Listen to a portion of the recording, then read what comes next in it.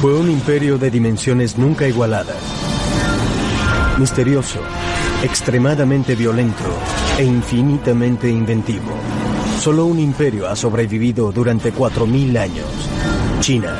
Emperadores todopoderosos movilizaron inmensos ejércitos de campesinos para que realizaran proezas de ingeniería sin precedentes en la historia humana. Una tumba decorada rodeada de ríos de mercurio. Cuesta creer que algo así sea producto de la mano del hombre. El canal más largo del mundo. Una flota naval más poderosa que cualquier otra que haya surcado los mares. Pero ninguno se compara con el monumento que transformaría la faz de la Tierra, la Gran Muralla China. El mayor proyecto arquitectónico de la historia. Sin embargo, siglos y siglos de dinastías consumidas por la vanidad y la codicia llegarían a su fin cuando el pueblo se sublevó y la opresión se tornó en destrucción.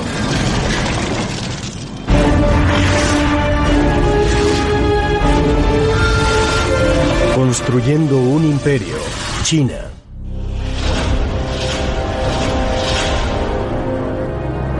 En los albores de la civilización ya existía la China, y aún sigue en pie. Hola, soy Peter Weller. Cuando los egipcios estaban construyendo sus pirámides, ya los chinos habían edificado suntuosos palacios para sus reyes. Cuando los romanos apenas planeaban la construcción de sus elevados acueductos para bañar y saciar la sed de sus conciudadanos, los chinos ya estaban desviando un río entero haciendo explotar una montaña, antes de la aparición de la pólvora, para construir una represa que irrigaría miles y miles de hectáreas de tierra y que impulsaría una explosión demográfica nunca antes vista.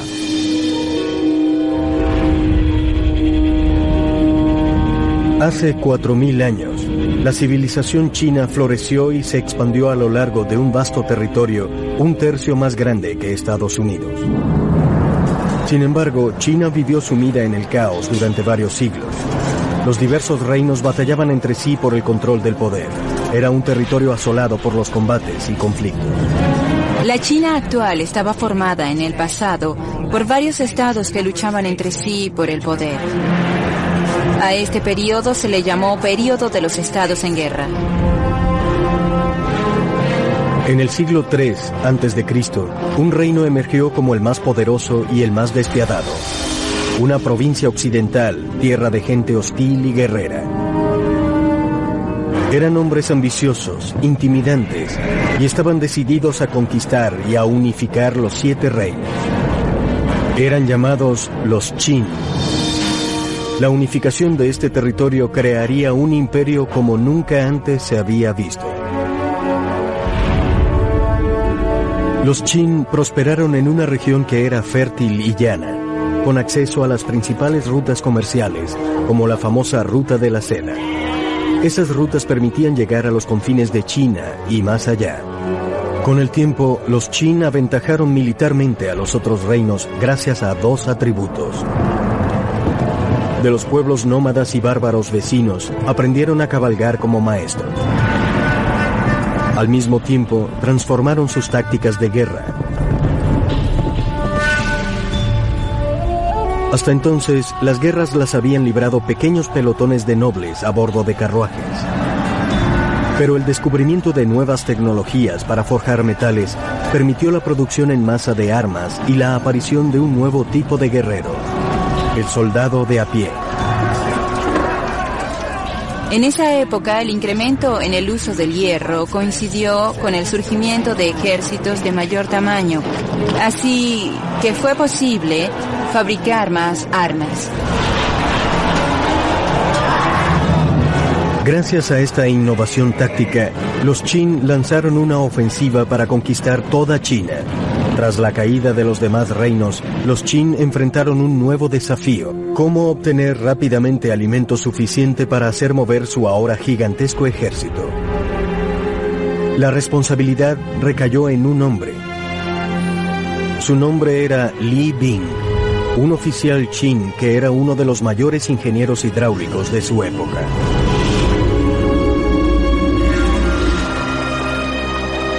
Bajo su dirección, los obreros chinos construirían una obra maestra de ingeniería. Durante siglos, el río Min había causado estragos entre los chinos, provocando sequías durante el invierno e inundaciones en el verano. Li Bing estaba decidido a dominar sus violentas aguas. Su plan se basaba en un dique diseñado para crear una nueva vía fluvial, un canal para controlar las inundaciones y para suministrar el agua que sería empleada en el cultivo de alimentos. Pero Li Bing se topó con un enorme problema: el monte Qian, que obstaculizaba el paso del canal de irrigación. Dado que no podía mover la montaña, Li Bing decidió cavar a través de ella para hacer circular su nueva vía fluvial. Mucho antes de que se inventara la pólvora, atravesar una montaña usando solo martillos y taladros hubiera tomado décadas. Los militares Qin exigían resultados inmediatos, lo que obligó a Li Bing a concebir una nueva y audaz tecnología. Dejaría que las fuerzas de la naturaleza hicieran el trabajo pesado. Primero calentando las rocas con incendios controlados, luego sofocando con agua estos incendios, lo que haría reducir las rocas a pequeños pedazos que podían ser transportados con mayor facilidad. 8 años después, Li Bing había logrado abrir un canal de irrigación a través de la montaña. Ahora debía construir el enorme dique que desviaría las aguas del río Min y las haría circular por el nuevo canal de irrigación. Se trajeron miles de trabajadores, quienes solo se valían de sus músculos y cinceles para esculpir la montaña. Li Bing concibió un extraordinario dique que podía regular las violentas aguas del Min según la estación del año. En verano se podía hacer circular más agua hacia el canal de irrigación para evitar las inundaciones a lo largo del río. En invierno se hacía lo contrario, se transportaba más agua hacia el río para evitar la sequía. Al irrigar una vasta porción del territorio Qin, el dique de Li Bing propició una gigantesca explosión demográfica. Además, los militares tenían una nueva base desde donde lanzar sus ataques contra territorio enemigo. El estado de Qin se estaba convirtiendo en una superpotencia. Utilizaron una riqueza que les dio la agricultura y el poder creado por sus actos militares para unificar a China. En 247 a.C., el trabajo de unificar a China fue dejado en manos del nuevo emperador de la dinastía Qin, un niño de 13 años llamado Jin Zhen. El joven gobernante tendría a su madre como reina consejera, pero Jin Zhen llegó al poder rodeado de enemigos que urdían cómo acabar con él. Todos conspiraban en su contra. Entre los que más deseaban su muerte se encontraba su propia madre. Esta ahora tenía un amante y 2 hijos a los que quería en el trono. Jin Chen, ahora de 22 años, descubrió el complot para asesinarlo. Desterró a su madre e hizo asesinar a sus hermanastros y al amante de su madre. Ahora era la autoridad absoluta. Con el trono asegurado, Jin Chen confió a sus ejércitos la misión de terminar de unificar a toda China. Solo un reino le opuso resistencia. Lo llamaban el Chu. En 238 a.C., los Qin lanzaron una ofensiva total contra los Chu, en un conflicto que se prolongaría sin tregua durante 15 años. Los Chu finalmente se rendirían en 223 a.C. Los Qin habían eliminado el último gran obstáculo para la conquista de toda China. Los Qin vencieron a los Chu porque organizaron a su ejército de forma más eficiente que cualquier otro ejército en el pasado. Los Qin habían hecho realidad su sueño de formar un imperio. China había sido unificada y en paz. Jin Chen, ahora un emperador de verdad, necesitaba un nombre digno de su grandeza. Se le conocería en toda China y en todo el mundo simplemente como Shi Huangdi, es decir, el primer emperador. Shi Huangdi anunció que su dinastía duraría 10.000 generaciones. Durante su reino, China inició la construcción de la que quizás sea la edificación más espectacular de todos los tiempos. Una muralla, una construcción sin precedentes en el mundo. Pero el pueblo Qin pagaría un alto precio por la desmedida ambición de su emperador. Soportar la ira de líderes despiadados y ver derramar la sangre de su gente. En 220 a.C., el primer emperador de China emprendió un viaje para supervisar su nuevo imperio. Por primera vez en su historia, China estaba unificada y bien resguardada. Y el emperador planeaba conservarla así con la construcción del proyecto de ingeniería más ambicioso de toda la historia, la Gran Muralla China. La Gran Muralla era una extensión de muros que ya había existido en el pasado. Varios estados en el norte de China habían levantado muros para defenderse de sus enemigos, pero sobre todo para resguardar sus fronteras en el norte.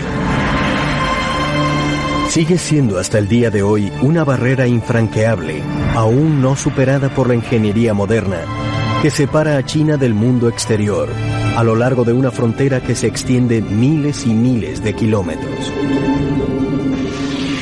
Esto es Chongqing. En mandarín quiere decir larga muralla. Cubre un territorio mayor que el ancho de Estados Unidos y en total, incluyendo los ramales que no van a ninguna parte, mide 9.600 kilómetros. Vaya que es larga. Shi Huangdi, el primer emperador chino, la empezó a construir hace 2000 años y se terminó de construir en el siglo XVII. Pero la muralla original no lucía así. Era una estructura formada principalmente por ladrillos de barro. Pero construirla representaba un interesante desafío, pues debía comenzar desde la costa en el este y llegar hasta el desierto de Gobi en el oeste a fin de mantener alejados a los nómadas del norte. Los emperadores tuvieron la audacia de soñar en grande. Para su construcción fue necesaria la incansable mano de obra china, pero debieron pagar un alto precio. Su capacidad para soportar privaciones fue asombrosa. Hombres, mujeres y niños construyeron esta muralla con sus propias manos, y si alguno se quejaba o trataba de escapar, era ejecutado. Las enfermedades y las lesiones eran algo común. Vestidos apenas con harapos, esta gente soportó fríos inclementes, hambrunas severas y cansancio extremo. Según datos históricos, en el punto cumbre de su construcción trabajaban en la muralla cerca de 1/5 parte de toda la fuerza laboral de China, es decir, 1 millón de personas. 1/4 de ellos murió, y si morías en la muralla, generalmente era sepultado aquí, en la muralla, lo que dio origen a su otro apodo, la larga tumba. Millones de brazos, piernas y espaldas se rompieron para construir esta muralla. Las esposas y las madres de los que trabajaban en la muralla escribieron poemas muy emotivos, donde relataban la falta de comida, el morir en medio del crudo invierno y el hecho de nunca volver a casa. Pero la fuerza bruta no era suficiente. La topografía era muy variada en cada región, y los materiales de construcción disponibles también eran muy variados. Donde era posible hacerlo, los ingenieros aprovechaban los muros existentes. Pero la mayor parte de la muralla se construyó desde cero. Desarrollaron un ingenioso sistema aprovechando un material que tenían en abundancia. El método chino de apisonar la tierra es llamado Hangtu. Lo primero es construir un armazón de madera para cercar el muro. A ambos lados, colocas 2 tablones paralelos y luego agregas piedras, ramas, arcilla o lo que sea. Acto seguido, usando la punta de un tronco o algo semejante, apisonas todos esos materiales hasta que todo quede muy compactado. Después se agrega otra capa y se hace lo mismo. Se le colocan otros tablones para mantenerlo en su lugar y así se siguen agregando capas hasta alcanzar la altura deseada. Tras compactarse, se retiraban los tablones y se obtenía un sólido bloque de tierra apisonada, que era reforzado con juncos. Algo parecido a las barras de acero con las que se refuerza el cemento usado hoy en día. En el lado sur, frente a China, se utilizaban simples parapetos como barrera defensiva. Por el contrario, en el lado norte, próximo a los pueblos bárbaros, se habían dispuesto almenas. Había torres con guardias cada 700 o 1000 metros. Una vía pavimentada se extendía en lo alto de la muralla para que fuera usada por tropas e incluso carromatos, lo que la convertía en una eficiente ruta de comunicación, en especial para los soldados apostados en cada torre. Pero como obra de ingeniería militar, no fue del todo exitosa. Aunque la muralla era un medio defensivo, a la larga no cumplió con su misión. Los nómadas podían atravesarla o pasarla sobornando a los guardias. Pero la Gran Muralla no solo se diseñó para mantener alejados a los pueblos bárbaros, sino también como una línea divisoria simbólica para mantener confinados a los chinos. De cierto modo, la muralla china es una fortificación militar y al mismo tiempo un límite cultural. Para los chinos era una forma de decirles a los nómadas que permanecieran allá afuera criando caballos y rebaños, mientras nosotros nos dedicábamos a la agricultura aquí dentro. Alrededor del año 210 a.C., la Gran Muralla se extendía a lo largo de 4.800 kilómetros, dejando una marca indeleble en el severo territorio chino. Pero cada vez era mayor el resentimiento en contra de Shi Huangdi. Muchos en su reino sentían que la construcción de esa colosal barrera no justificaba el sufrimiento que debía soportar el pueblo chino. Sus enemigos conspiraban contra él una vez más. Shi Huangdi vivió sus últimos años sumido en la paranoia, pero su paranoia era algo justificada. Lo intentaron asesinar en 3 ocasiones, todos intentos infructuosos. Shi Huangdi respondió convirtiendo a China virtualmente en una prisión para su pueblo. Ordenó que se destruyera todo registro histórico de las atrocidades cometidas por su régimen. Todo aquel que no obedeciera sus designios era sentenciado a trabajos forzados e incluso a la muerte.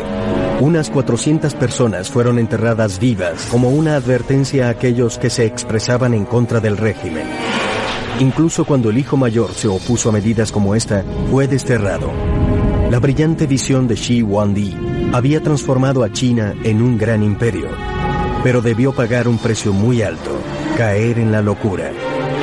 Echaría mano de sus obsesiones y de su ejército de obreros para llevar a cabo otra extraordinaria proeza de ingeniería iniciada años atrás, un monumento a sus temores y a su muerte.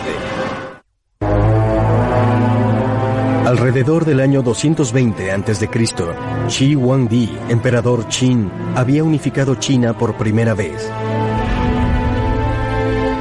En la frontera norte, millones trabajaban sin descanso y morían echando las bases de la hazaña de ingeniería más emblemática de China, la Gran Muralla de 4.800 kilómetros. Pero el primer emperador aún no había concluido su obra.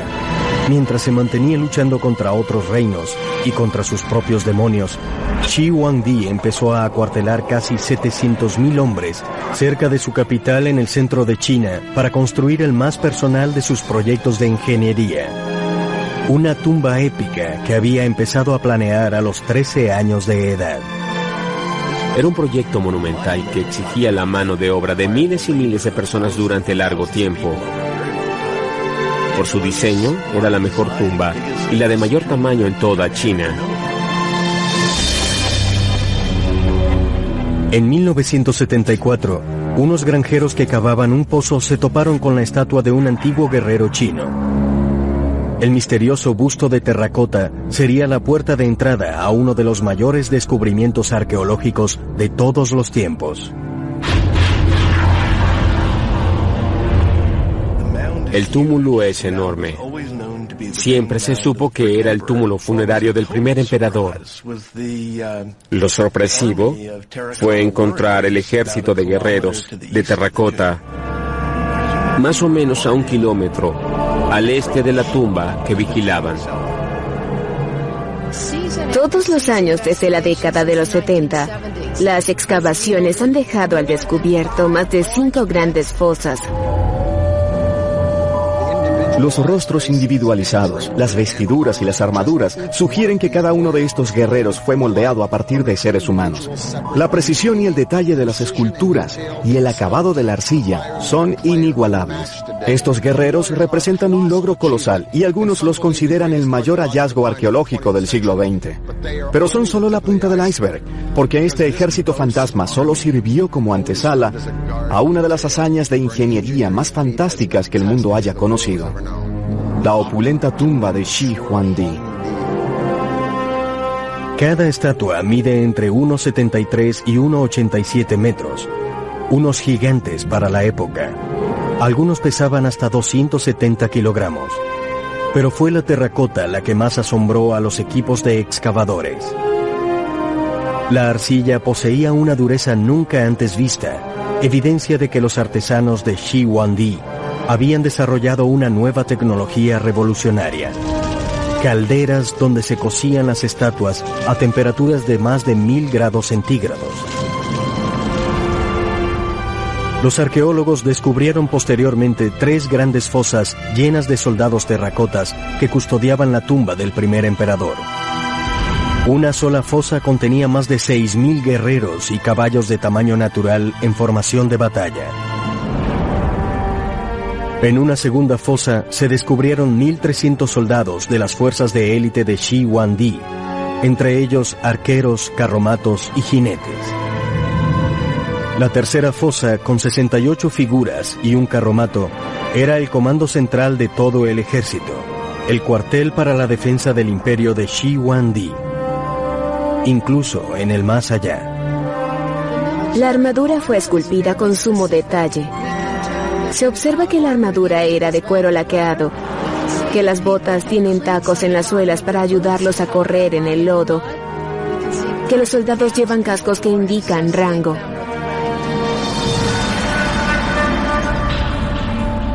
Muros de 9 metros dividen el enorme complejo, que se extiende en un espacio de 7 kilómetros de diámetro en 3 partes: la ciudad exterior, la ciudad interior y el mausoleo mismo. Durante la construcción de la tumba, un ejército de trabajadores excavó una gigantesca fosa en terrazas que medían 480 por 510 metros, el equivalente a 580 canchas de baloncesto. Cuando se concluyó el complejo funerario, se elevó una montaña de tierra en terrazas de casi 120 metros de altura. Para la época, era quizá tan grande como la Gran Pirámide de Giza en Egipto. Pero durante más de 2000 años, el clima ha reducido el tamaño de esta montaña artificial a unos 75 metros. Cuesta creer que algo así sea producto de la mano del hombre, pero lo es. Ese túmulo se construyó agregando capas y capas de tierra para cubrir lo que supongo es toda una ciudad bajo tierra dedicado a la vida en el más allá del primer emperador. Shi Huangdi es definitivamente la personificación de un hombre que quería que su imperio superara todo lo que existía en el mundo en ese momento. Se cree que el cielo raso simula un cielo lleno de constelaciones hechas con perlas. El piso es toda una recreación de su imperio en miniatura. Pabellones y pagodas próximos a un río de mercurio. La tumba del rey con oro y jade. Y un féretro de bronce que flota en una pileta de mercurio. Todo esto suena fantástico y alucinante, ¿pero es verdad? Las pruebas científicas han demostrado que hay niveles de mercurio 100 veces por encima de lo permitido alrededor de la montaña. Además, un radar detectó una sala dentro de la montaña de 10 metros de alto, así que la tumba del emperador quizás sea todo lo que hay adentro. Pero tendremos que esperar para averiguarlo, ya que el gobierno chino decidió que no se siguiera excavando en este lugar hasta que se cuente con la tecnología para preservar lo que hay adentro. E incluso en ese momento, cuando se penetre, el camino puede estar lleno de sorpresas. Había pasillos y trampas diseñadas para evitar que robaran la tumba. Suponemos que esas trampas ya no funcionan, pues han pasado 2000 años, pero sé que quien penetre en la tumba lo hará con mucho cuidado. Un jactancioso Shi Huangdi había predicho que la dinastía Qin duraría 1000 generaciones. Pero 3 años después de su misteriosa muerte, el vasto imperio colapsó. El primer emperador pagó un alto precio por sus épicos proyectos de ingeniería. La Gran Muralla y la majestuosa tumba llevaron a la quiebra la economía del país y a la larga hicieron sufrir a los campesinos chinos. Llevado al límite de lo que podía soportar, el pueblo se rebeló y China se sumió en el caos. Shi Huangdi, el primer emperador de una China unida, había fallecido. Pocos guardaron luto. Muchos habían deseado con ansiedad el fin de la odiada y cruel dinastía Qin. A partir de ese momento se inició una feroz lucha por el control del imperio. En una palabra, caótico. Poco después de la muerte de Shi Huangdi, el país se sumió en una guerra civil en la que varias facciones luchaban por el poder. En 206 a.C., un nuevo gobernante llegó al poder decidido a traer la estabilidad a China. Su nombre era Liu Bang, un ex soldado y astuto político que sabía cómo ganarse la simpatía del pueblo. Durante los siguientes 4 años, Liu Bang consolidó su poder y logró el apoyo del pueblo. El imperio volvió a gozar de paz y estabilidad. Cuando Bang murió en 195 a.C., había fundado una dinastía que prosperaría durante casi 4 siglos, la dinastía Han. Los Han acelerarían la construcción de la Gran Muralla a un ritmo mayor que el de Shi Huangdi. Extendieron la Gran Muralla mucho más hacia el oeste y establecieron un grupo de guarniciones y una serie de puestos de vigilancia desde donde se custodiaban las rutas comerciales que se extendían miles de kilómetros hacia Asia Central y el noreste de la capital. A diferencia de las primeras dinastías, los Han construyeron sus fortalezas más cercanas las unas de las otras, a 5 kilómetros de distancia entre sí. En zonas de intensa actividad enemiga, esa distancia podía acortarse a solo 500 metros. Eran 3 las misiones de los soldados Han a lo largo de la muralla: defenderla de las invasiones, recabar información de inteligencia acerca de las actividades del enemigo y mantener encendidas las almenaras. En las torres de vigilancia de la dinastía Han se incluían varios tipos de alarmas. Las banderas y el humo solo se usaban durante el día y las antorchas solo de noche. Las hogueras de mayor tamaño y el sonido de tambores se empleaban a cualquier hora del día. Se desarrollaron códigos complejos para enviar estas señales, pero igual que con los códigos usados hoy en día, todos eran ultra secretos y desconocidos para el público. Entre el año 200 a.C. y el 200 después de Cristo, la época en la que Roma se disolvía como república para resurgir como el imperio que engulliría y transformaría el mundo occidental, China ya era un imperio que había consumido y transformado Oriente. Durante la dinastía Han, la población china se elevó a 50 millones de personas. El imperio se extendió hasta el sur, hasta el actual Vietnam, y hasta el oeste, hasta el actual Afganistán. Era un imperio gigantesco. Pero luego de 400 años, al igual que Roma, las pugnas internas habían empezado a eclipsar los éxitos militares. Y en el año 184 después de Cristo, una rebelión campesina puso fin a la dinastía Han. Nuevamente, China estaba al borde del caos.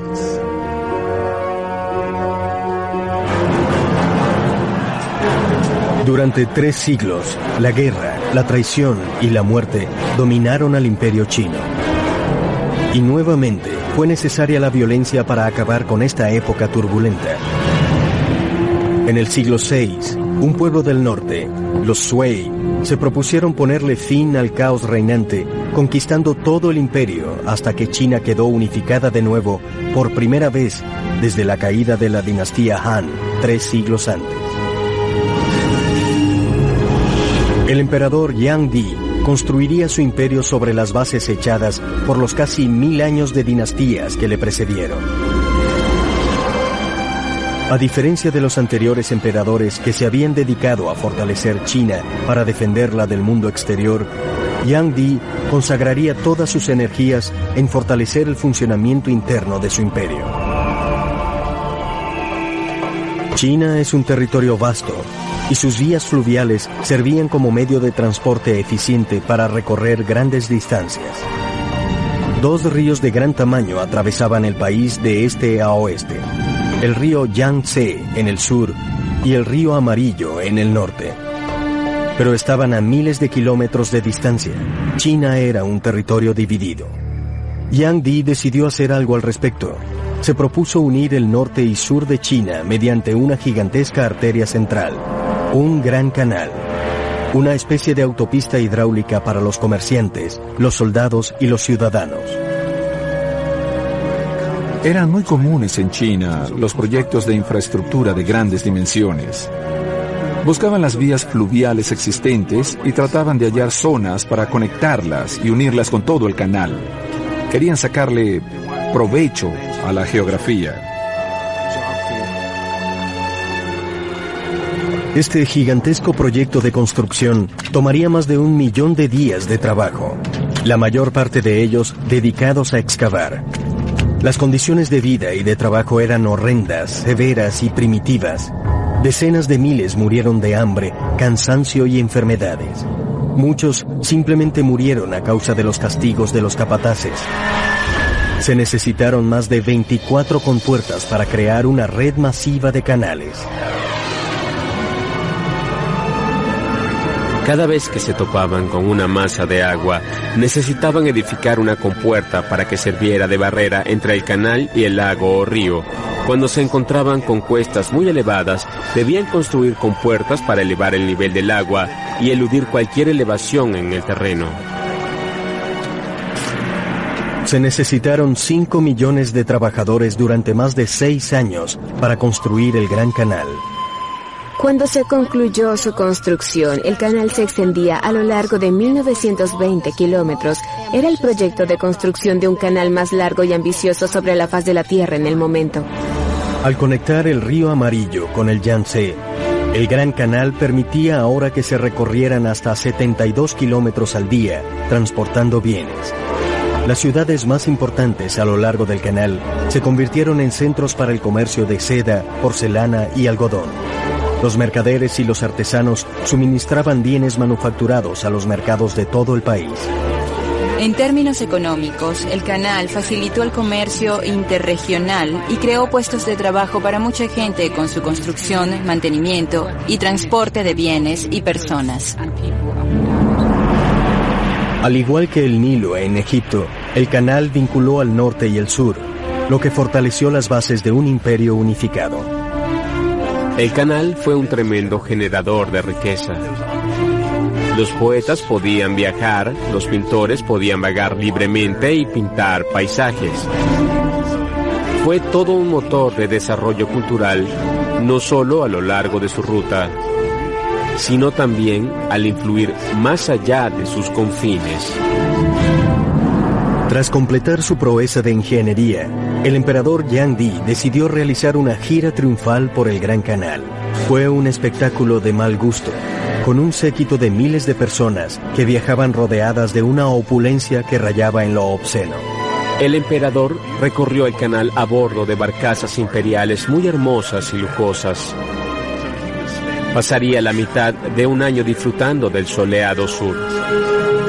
El emperador redefinió la idea del lujo al exigir exquisiteces y tributos exorbitantes en cada condado y pueblo a lo largo del canal. Cuando se arrojaban al río las exquisiteces que habían sobrado, la gente pobre que había construido el canal observaba impotente desde la orilla. Pero de nuevo, un emperador chino subestimó el poder del pueblo. El consumo conspicuo durante sus viajes despertó la ira en contra de su decadente régimen.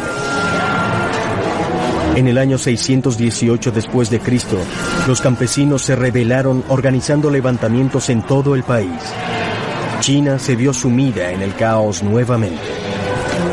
Y el caos pronto llegó al palacio. El emperador Yang Di murió asesinado a manos de sus propios generales, lo que representó un final abrupto para la dinastía Sui. Pero con el imperio unido de nuevo, las condiciones eran las ideales para que China empezara a vivir su época dorada. Y por primera vez, los ingenieros chinos extenderían el imperio alrededor del mundo. Hace 6 siglos, una asombrosa flota de barcos chinos atravesó el mar de China antes de enfilar rumbo al oeste, hacia Ceilán, Arabia y el este de África. Era una flota como ninguna otra en el pasado. Juncos gigantescos de 9 mástiles, escoltados por docenas de naves con pertrechos, embarcaciones de patrullaje y de transporte para caballos. En total, eran más de 27,000 tripulantes, entre marineros y soldados. Era esta la famosa armada de la poderosa dinastía Ming, un anuncio al mundo de que tras un siglo de dominación mongol, China regresaba a manos de sus legítimos gobernantes. Al mando iba un almirante que generaba suspicacias, un plebeyo de la lejana provincia de Yunnan, que se convertiría en una de las figuras más poderosas de la dinastía Ming. Su nombre era Jiang Ha. Jiang tenía 11 años cuando los Ming conquistaron su pueblo. Fue separado de su familia y se le trajo a la corte como regalo para el hijo del emperador. Y luego fue castrado. Los eunucos son una figura frecuente en la historia china. Se hacían muy poderosos porque tenían un mayor acceso al emperador y a las mujeres de los gobernantes porque no representaban una amenaza. Zhang He escaló rangos hasta convertirse en el teniente en jefe del mismísimo emperador. Juntos idearon un audaz plan para conquistar los mares. A Zhang He se le asignó la tarea de comandar una extraordinaria flotilla naval. Era un desafío de ingeniería inédito en los anales de las dinastías chinas. Era alguien decidido a dejar su huella en este mundo. Ordenó 337 embarcaciones para navegar en el océano y se modificaron 188 barcos de transporte de fondo plano. Es extraordinario haber conseguido los materiales, los artesanos, los diseñadores y todo el resto de los trabajadores para construir una flota de 300 naves. En los tiempos de Napoleón, la Armada Británica tenía a lo sumo una flota de unos 100 barcos de guerra. Un ejército de 30.000 carpinteros, fabricantes de velas y de jarcias trabajaba y vivía en los astilleros. Trabajaban día y noche en la magnífica flota de Zhang He. Este enorme astillero giraba en torno a un grupo de 7 muelles de 450 metros, separados del río Yangtze por medio de diques de 7 metros de altura. Una vez construidos los barcos, se abrían los diques para llenar de agua los muelles. El barco insignia de la flota era una espectacular embarcación de 9 mástiles con 132 metros de eslora, casi el doble de un campo de fútbol, lo que lo convertía en el barco de madera más grande que se haya construido. Diseñado para mantenerse estable, estaba dotado de un fondo plano con un contrapeso de rocas y un innovador sistema de timón exterior que podía elevarse para evitar que el barco encallara en aguas poco profundas. En los compartimientos estancos, cuyo diseño se inspiraba en la forma fragmentada de los tallos de bambú, se podía almacenar agua potable y pertrechos. Estos compartimientos también mantenían a flote el barco si el casco se rompía. En la segunda cubierta estaban los camarotes de la tripulación. La cocina, el comedor y demás espacios estaban en la tercera cubierta. La cuarta era usada como plataforma de combate. Repletas de aparejos, las embarcaciones tenían 9 mástiles escalonados y 12 velas de seda roja que se elevaban hacia el cielo. Los demás barcos estaban equipados con 24 cañones de bronce, capaces de lanzar balas de cañón a distancias de hasta 270 metros. Las secciones de popa estaban reforzadas para arrollar a embarcaciones más pequeñas. Algunos barcos transportaban caballos o tropas, otros llevaban agua y provisiones para 28.000 hombres. Hablamos de una flota muy grande. Tenía tantos soldados y marineros como la Armada Española de 1588. Tenía el doble de embarcaciones. En 1405, el comandante eunuco Zhang He zarpó para recorrer el mundo. Zhang He no era un explorador. Zhang He era lo que se denomina hoy en día una figura de autoridad. Durante sus 28 años de carrera naval, el almirante Zhang He visitó 37 países, recorrió el extremo de África para llegar hasta el Océano Atlántico y comandó una sencilla flota, cuyo tamaño sobrepasaba a las flotas de toda Europa combinadas. Los viajes de Zhang He establecieron a China como una superpotencia oceánica. Pero en 1443, el período de exploración de los chinos acabó abruptamente. Zhang He murió repentinamente durante una escala en India, y la flota regresó a China. Un nuevo emperador había ascendido al trono. Una asombrosa orden le bastaría para cambiar el curso de la historia china. Pese al poder naval de China, la magnífica flota de Zhang He sería presa de las llamas. Ese hecho representaría uno de los momentos decisivos en la historia de China. Un imperio que se aprestaba a dominar los mares y colonizar el mundo, años antes que los portugueses, españoles, holandeses y británicos.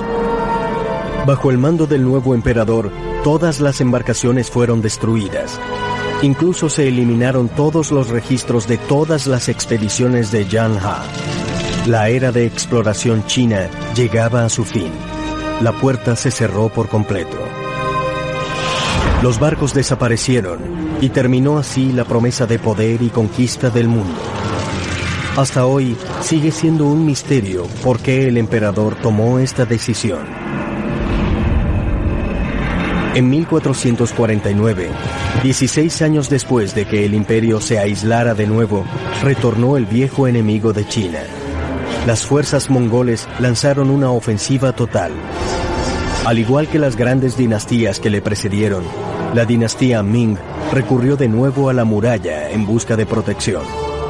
El resultado sería una de las proezas más extraordinarias de todo el imperio chino. Una compleja reconstrucción de la Gran Muralla para transformarla en la colosal estructura que conocemos hoy en día. Las primeras murallas estaban elaboradas con tierra apisonada, pero las murallas de Ming estaban hechas de ladrillos. Eran mucho más sólidas y son las que vemos hoy en día. Una mezcla de arroz grumoso y cal quemada permitía pegar los ladrillos con una fuerza de compactación similar a la del cemento moderno.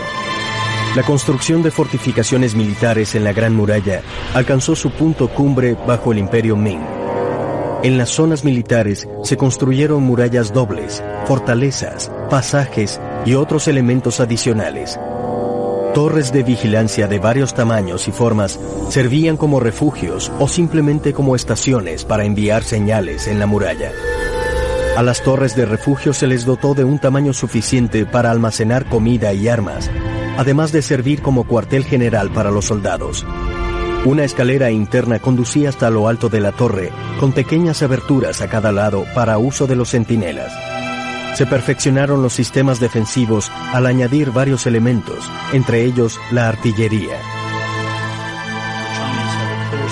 Los chinos superaban a los mongoles en el uso de armas con pólvora. Mientras pudiera mantener a un ejército cohesionado apostado a lo largo de la Gran Muralla, la dinastía Ming sería capaz de resistir los ataques de los mongoles.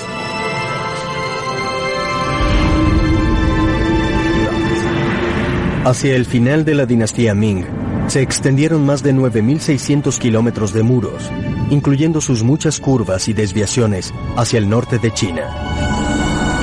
Durante siglo y medio, la muralla resistió todos los ataques, pero hacia 1600 la dinastía empezó a resquebrajarse, y una tribu extranjera llamada Manchu comenzó a ganar poder en la frontera del norte de China.